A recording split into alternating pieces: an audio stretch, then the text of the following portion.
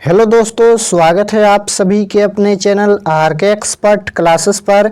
तो यदि आप भी मैट्रिक फाइनल बोर्ड परीक्षा 2024 में पहला दिन यानी 15 फरवरी को हिंदी की फाइनल परीक्षा देने वाले हैं तो आपके लिए क्लास काफ़ी महत्वपूर्ण है, क्योंकि अभी के इस क्लास में हम बताने वाले हैं हिंदी के वैसे ऑब्जेक्टिव प्रश्न जो आप लोग को 15 फरवरी की परीक्षा में पूछा जाएगा। आप लोग से रिक्वेस्ट है, आप लोग क्लास में अंत तक बने रहिएगा, क्योंकि काफ़ी महत्वपूर्ण क्लास हैं और आप लोग प्रत्येक प्रश्न का जवाब भी देते चलिएगा। तो चलिए बिना देर के क्लास को स्टार्ट करते हैं। यहाँ पर देख सकते हो 100 ऑब्जेक्टिव क्वेश्चन पूछा जाएगा हिंदी में। यहाँ पर 100 में से मात्र आप लोग का 50 प्रश्नों का ही एग्जाम में जवाब देना है। तो यहाँ पर 100 नंबर का एग्जाम भी होगा, क्योंकि हिंदी का है तो हिंदी में कोई प्रैक्टिकल नहीं होता है। 100 नंबर का एग्जाम होगा। समय जो मिलेगा वह 3 घंटा 15 मिनट। ये 15 मिनट मिलता है आप लोग को क्वेश्चन पेपर पढ़ने के लिए। तो चलिए पहला नंबर प्रश्न पर आते हैं। अगर आप लोग चैनल पर नए होंगे तो चैनल को सब्सक्राइब कर लीजिएगा, ताकि आने वाले नेक्स्ट क्लास आपके पास जरूर पहुँचे। तो फर्स्ट क्वेश्चन पूछा गया है कि मछली पाठ के लेखक कौन है। बताना है कि मछली पाठ के लेखक कौन है। 4 ऑप्शन दिया गया है। तो मछली पाठ के लेखक कौन है, तो मछली पाठ के लेखक याद रखिएगा विनोद कुमार शुक्ल हैं। मछली पाठ के लेखक विनोद कुमार शुक्ल हैं। Option number D correct answer. 2 number question देखिए पूछा गया है। देखिए अब व्याकरण का क्वेश्चन है, वह मोटा है कौन सी संज्ञा है। तो देखिए यहाँ पर लंबाई, मोटाई, बुढ़ापा ये सभी किस में आता है, तो भावाचक संज्ञा में आता है। ऑप्शन नंबर यहाँ पर पहले बी होना चाहिए, लेकिन सी लिखा गया है। तो भावाचक संज्ञा का यह उदाहरण है, याद रखिएगा। नेक्स्ट क्वेश्चन है कि आपने क्या खाया, इस वाक्य में क्या कौन सा सर्वनाम है। अब सर्वनाम से क्वेश्चन पूछा गया है कि आपने क्या खाया, इस वाक्य में क्या कौन सी सर्वनाम है। यहाँ पर पूछा गया है कि क्या कौन सा सर्वनाम है। तो देखिए यहाँ पर यह प्रश्नवाचक सर्वनाम है, क्योंकि यहाँ पर प्रश्न पूछा गया है कि आपने क्या खाया, तो यह प्रश्नवाचक सर्वनाम हो जाएगा। ऑप्शन नंबर सी यानी बी होना चाहिए, इसमें भी पहले सी लिखा गया है। तो प्रश्नवाचक सर्वनाम है, याद रखिएगा।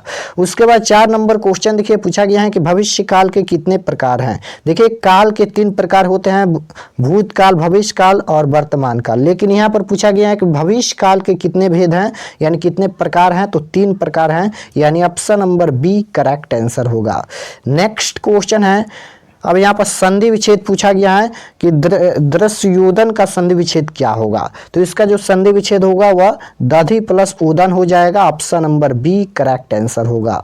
नेक्स्ट क्वेश्चन है, राम ने भिखारी को पैसे दिए, इस वाक्य में को किस कारक की विभक्ति है। अब यहाँ पर पूछा गया है कि को किस कारक की विभक्ति है। तो याद रखिएगा को के लिए यहाँ पर किस में आता है, संप्रदान में आता है। आप लोग कारक चिन्ह याद कर लीजिएगा। Option number B correct answer होगा। नेक्स्ट क्वेश्चन है, अब यहाँ पर समास पूछा गया है कि लौह पुरुष में कौन सा समास है। तो याद रखिएगा लौह पुरुष में यहाँ पर कर्मधारय समास है। Option number C correct answer होगा। नेक्स्ट क्वेश्चन है, उपसर्ग पूछा गया है कि निर्जन में कौन सा उपसर्ग है। निर्जन में कौन सा उपसर्ग है, तो उपसर्ग किसी भी शब्द के पहले जुड़ता है। तो देखिए यहाँ पर क्या हो जाएगा, उपसर्ग यहाँ पर नी उपसर्ग हो जाएगा। ऑप्शन नंबर यहाँ पर एक करेक्ट आंसर हो जाएगा। नी पहले जुड़ा है यानी नी उपसर्ग हो जाएगा, नीर नहीं होगा। यहाँ पर नी इस तरह से लिखा गया है, ये भी नहीं होगा और नीर भी नहीं होगा, यानी ऑप्शन नंबर एक करेक्ट आंसर हो जाएगा, नी उपसर्ग है। नेक्स्ट क्वेश्चन है, निम्नलिखित शब्दों में कौन सा शब्द शुद्ध है। बताना है कि इनमें कौन शुद्ध शब्द है। तो याद रखिएगा शुद्ध शब्द यहाँ पर शोणित है, यानी option number C correct answer हो जाएगा। शुद्ध शब्द कौन है, तो शोणित। Option number C correct answer. Next question है, शिक्षा और संस्कृति पाठ साहित्य की कौन सी विधा है। शिक्षा और संस्कृति पाठ साहित्य की कौन सी विधा है। तो याद रखिएगा शिक्षा और संस्कृति पाठ साहित्य की विधा क्या है, तो शिक्षा शास्त्र है, यानी ऑप्शन नंबर एक करेक्ट आंसर हो जाएगा। और शिक्षा और संस्कृति पाठ के लेखक कौन है, तो महात्मा गांधी, याद रखिएगा। नेक्स्ट क्वेश्चन 11 नंबर पूछा गया है, बहादुर का बाप कहाँ मारा गया था। बहादुर का बाप कहाँ मारा गया था, तो याद रखिएगा युद्ध में। ऑप्शन नंबर एक करेक्ट आंसर हो जाएगा। नेक्स्ट क्वेश्चन 12 नंबर पूछा गया है कि निर्मला कौन थी। निर्मला कौन थी, तो निर्मला यहाँ पर लेखक की पत्नी थी। Option number B correct answer हो जाएगा। निर्मला कौन थी, लेखक की पत्नी। नेक्स्ट क्वेश्चन है, लेखक के बड़े लड़के का क्या नाम था। लेखक के बड़े लड़के का क्या नाम था, तो याद रखिएगा लेखक के बड़े लड़के का नाम किशोर था। Option number B correct answer हो जाएगा। चलिए नेक्स्ट क्वेश्चन देखते हैं। 14 नंबर क्वेश्चन पूछा गया है कि मछली लेकर कौन भाग गया था। मछली लेकर कौन भाग गया था, तो याद रखिएगा संतु। और संतु मछली लेकर क्यों भाग रहा था, तो याद रखिएगा कुआं में डालने के लिए, यानी option number A correct answer होगा। नेक्स्ट क्वेश्चन है कि मछली कहानी में किस वर्ग का जीवन वर्णित है। मछली कहानी में किस वर्ग का जीवन वर्णित है, तो याद रखिएगा मध्यम वर्ग का, option number B correct answer हो जाएगा। मछली कहानी में किस वर्ग का जीवन वर्णित है, तो मध्यम वर्ग का। नेक्स्ट क्वेश्चन है कि नौबत खाने में इबादत पाठ के केंद्र में है। बताना है कि नौबत खाने में इबादत पाठ के केंद्र में इनमें से कौन है, तो याद रखिएगा बिस्मिल्लाह खां है, option number B correct answer होगा। नेक्स्ट क्वेश्चन है कि बिस्मिल्लाह खां के बचपन का नाम क्या था। बताना है कि बिस्मिल्लाह खां के बचपन का नाम क्या था, तो याद रखिएगा बिस्मिल्लाह खां के बचपन का नाम कमरुद्दीन था, option number B correct answer होगा। नेक्स्ट क्वेश्चन है लेखक के पिता ने कितनी मछलियां खरीदी। लेखक के पिता ने कितनी मछलियां खरीदी, तो याद रखिएगा 3 मछलियां खरीदी थी, option number B correct answer होगा। नेक्स्ट क्वेश्चन है लेखक के घर में मछली कौन खाता था, तो यहाँ पर पिताजी हो जाएगा, option number D correct answer. Next question है विनोद कुमार शुक्ल किस कृषि विश्वविद्यालय में एसोसिएट प्रोफेसर थे, तो याद रखिएगा इंदिरा गांधी हो जाएगा, option number C correct answer होगा। नेक्स्ट क्वेश्चन है संतु मछली लेकर क्यों भाग गया, तो संतु मछली लेकर यहाँ पर कुएं में डालने के लिए भाग गया, option number A correct answer होगा। नेक्स्ट क्वेश्चन है 22 नंबर कि खरीदे गए मछली में कितनी मछली जिंदा थी। खरीदे गए मछली में कितनी मछली जिंदा थी, तो याद रखिएगा 2 मछलियां जिंदी थी। और कितनी मछलियां खरीदी गई थी, 3 मछलियां, जिनमें से 2 मछलियां जिंदी थी। नेक्स्ट क्वेश्चन है बिस्मिल्लाह खां को संगीत नाटक अकादमी पुरस्कार कब मिला।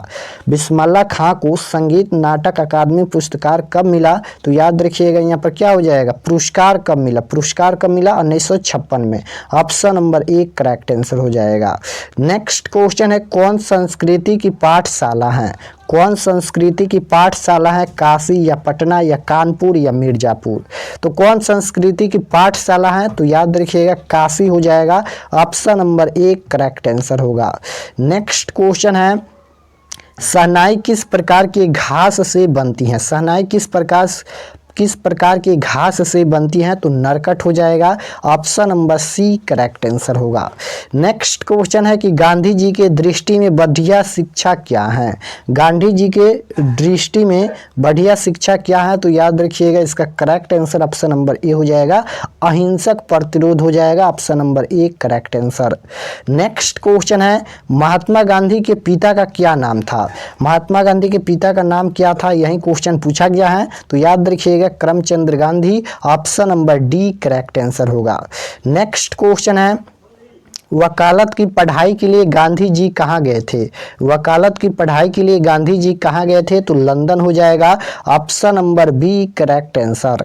नेक्स्ट क्वेश्चन मेरा धर्म कैदखाने का धर्म नहीं है किस पाठ की पंक्ति है। बताना है कि मेरा धर्म कैदखाने का धर्म नहीं है, किस पाठ की पंक्ति है, तो मेरा धर्म कैदखाने का धर्म नहीं है शिक्षा और संस्कृति पाठ की पंक्ति है। और किसके द्वारा लिखा गया है शिक्षा और संस्कृति, तो महात्मा गांधी के द्वारा लिखा गया है, याद रखिएगा। नेक्स्ट क्वेश्चन है कि राम नाम बिने बिरथे जग जगमा किस कवि की रचना है, तो यह गुरु नानक की रचना है, ऑप्शन नंबर 1 करेक्ट आंसर हो जाएगा, बिल्कुल राइट आंसर है, एक भी क्वेश्चन गलत नहीं होगा। नेक्स्ट क्वेश्चन है गुरु नानक पंजाबी के अलावा और किस भाषा में कविताएं लिखे। बताना है कि गुरु नानक पंजाबी के अलावा और किस भाषा में कविताएं लिखे, तो याद रखिएगा हिंदी भाषा में, option number B correct answer होगा। नेक्स्ट क्वेश्चन है गुरु नानक के अनुसार किसके बिना वाणी और कर्म विष समान है, तो याद रखिएगा कीर्तन के बिना, option number C correct answer होगा। नेक्स्ट क्वेश्चन है कि गुरु नानक किस भक्ति धारा के कवि हैं।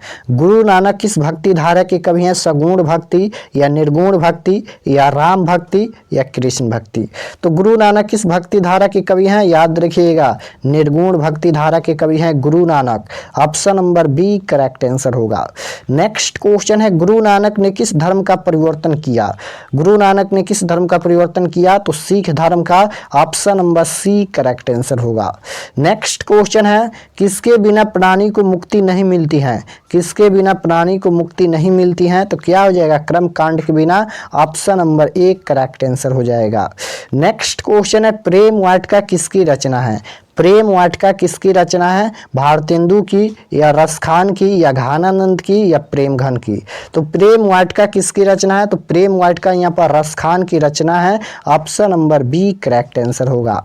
नेक्स्ट क्वेश्चन है रसखान ने प्रेम वाटिका की रचना कब की थी, रसखान ने प्रेम वाटिका की रचना कब की थी, 1605 या 1610 या 1615 या 1620, तो आप लोग भी आंसर दीजिए क्या होगा इसका करेक्ट आंसर।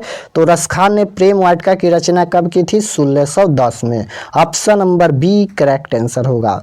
नेक्स्ट क्वेश्चन है कवि रसखान किस भाषा के कवि हैं, कवि रसखान किस भाषा के कवि हैं, तो याद रखिएगा कवि रसखान ब्रज भाषा के कवि हैं, option number B correct answer. Next question है रसखान दिल्ली के बाद कहाँ चले गए, रसखान दिल्ली के बाद कहाँ चले गए, तो वज्रभूमि चले गए, option number B correct answer होगा। नेक्स्ट क्वेश्चन है रसखान किस काल के कवि थे, अब यहाँ पर पूछा गया किस काल के कवि थे, काल पूछा गया है तो रसखान रीति काल के कवि थे, option number A correct answer होगा। नेक्स्ट क्वेश्चन है रसखान के चित्रचोर कौन है, रसखान के चित्रचोर कौन है, तो श्री राधा कृष्ण है, option number B correct answer होगा।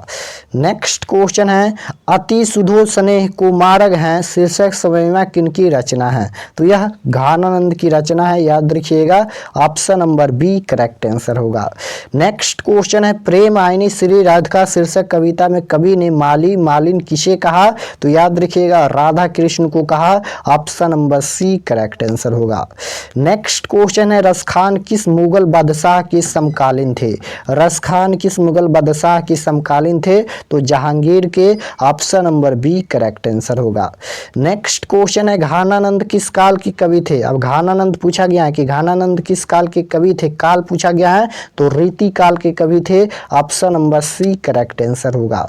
नेक्स्ट क्वेश्चन है मंगू जन्म से ही है, मंगू जन्म से ही है क्या है, अंधी है या बहरी है या पागल और गूंगी है या यहाँ पर अपाहिज है, तो क्या हो जाएगा मंगू जन्म से ही क्या है, तो याद रखिएगा पागल और गूंगी है, option number C correct answer हो जाएगा। मंगू जन्म से क्या है, तो पागल और गूंगी है।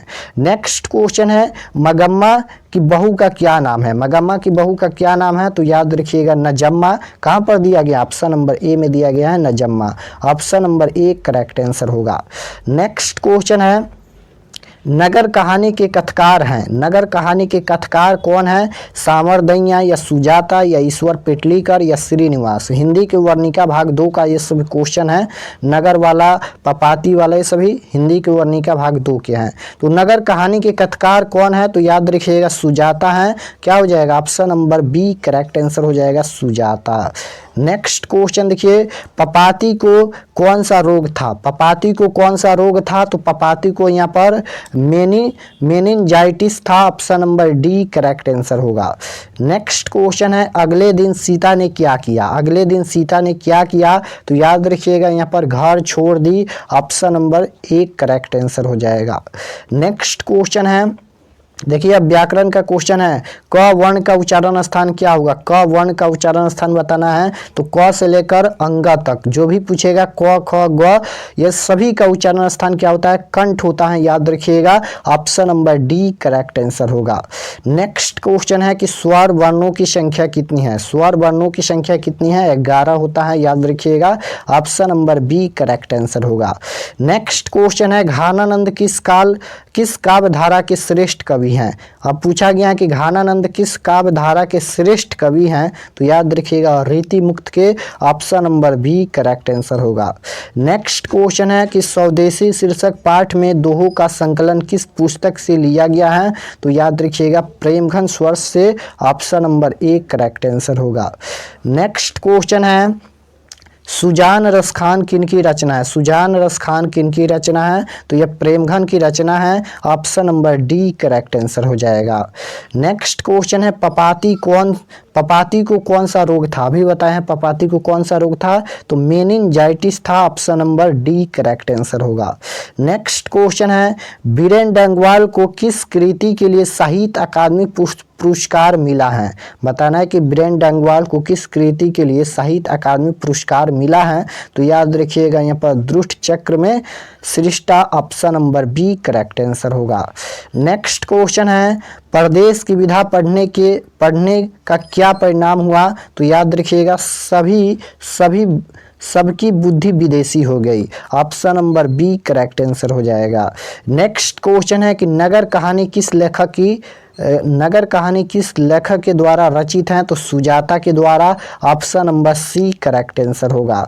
नेक्स्ट क्वेश्चन है कि लेखक के अनुसार मनुष्य के नाखून किसके जीवन प्रतीक हैं? लेखक के अनुसार मनुष्य के नाखून किसके जीवन प्रतीक हैं? तो याद रखिएगा पार्श्वी वृत्ति का, option number C correct answer होगा। नेक्स्ट क्वेश्चन है हजारी प्रसाद द्विवेदी का जन्म कब हुआ? हजारी प्रसाद द्विवेदी जी का जन्म कब हुआ था? 1907 या 1906 या 1905 या 1904? तो हजारी प्रसाद द्विवेदी जी का जन्म हुआ था 1907 में, ऑप्शन नंबर एक करेक्ट आंसर होगा।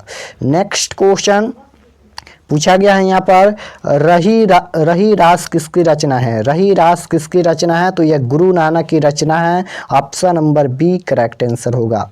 नेक्स्ट क्वेश्चन देखिए लक्ष्मी के बड़े पुत्र का क्या नाम था? लक्ष्मी के बड़े पुत्र का क्या नाम था? तो अच्युत था, ऑप्शन नंबर क्या हो जाएगा? एक करेक्ट आंसर हो जाएगा।